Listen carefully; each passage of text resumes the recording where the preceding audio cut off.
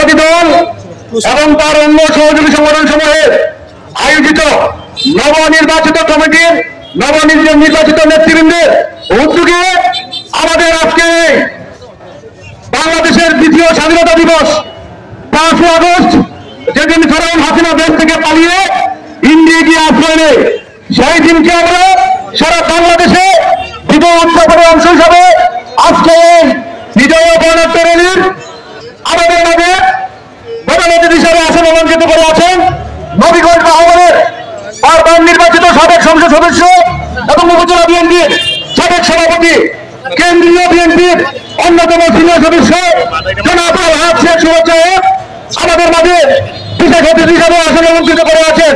আমাদের অনেক গর্ব নবীগঞ্জের কৃতি সন্তান, উনি আমেরিকা থেকে বিএনপির সভাপতি এবং আগামী দিনে নতুন মনোনয়ন প্রত্যাশী জনাব শাহ মোহাম্মদ নান্টু ভাই আমাদের মাঝে বিশেষ অতিথি হিসেবে উপস্থিত আছেন। যাই হোক, আমি আর আমাদের নবনির্বাচিত সভাপতি এবং প্রাক্তন হাঁসখালী ইউনিয়ন বিএনপির চেয়ারম্যান, বারবার নির্বাচিত চেয়ারম্যান আমাদের সর্বজন সত্তারাজন জনাব শেখ মতিউর রহমান পেয়ারা সাহেব এবং আজকের এই নবনির্বাচিত সাধারণ সম্পাদক তারা ছাত্র বলবেন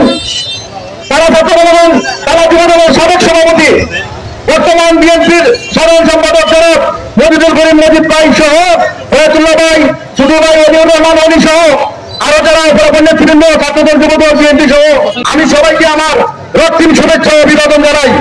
আমি বেশি বক্তব্য রাখবো না, শুধু আমাদের মরহুম রাষ্ট্রপতি বাংলার রাখাল রাজা শহীদ রাষ্ট্রপতি জিয়াউর রহমান সাহেবের একটি উক্তি আমি স্মরণ করব। আমাদের একদিন চেয়ারম্যান তারেক রহমান সাহেব উনি যে কোনো বক্তব্যে আমাদেরকে এই শিক্ষায় দিতেন। যখন আমরা সাংগঠনিক ক্লাস দিতাম উনি বলতেন 5 তারিখে গত 24 সালে 5 আগস্ট থেকে 8 আগস্ট বাংলাদেশে কোন সরকার ছিল না, এই 3 দিন সরকার ছিল না। ওই সময় বাংলাদেশের নেতৃত্ব দিয়েছিলেন জনাব তারেক রহমান সাহেব।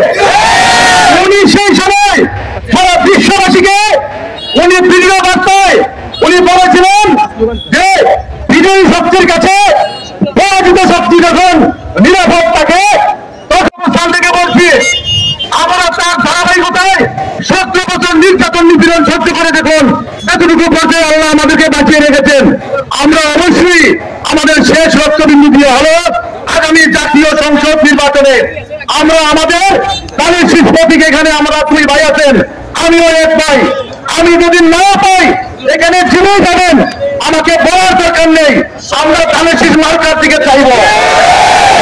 মার্কা দেখবো সেখানে চান প্রাণ উজাড় করে ঢেলে দেবো। এইসব আমাদের আগামী দিনের প্রত্যাশা এবং প্রত্যয় রেখে আমি আমার বক্তব্য এখানে শেষ করছি। বাংলাদেশ জিন্দাবাদ।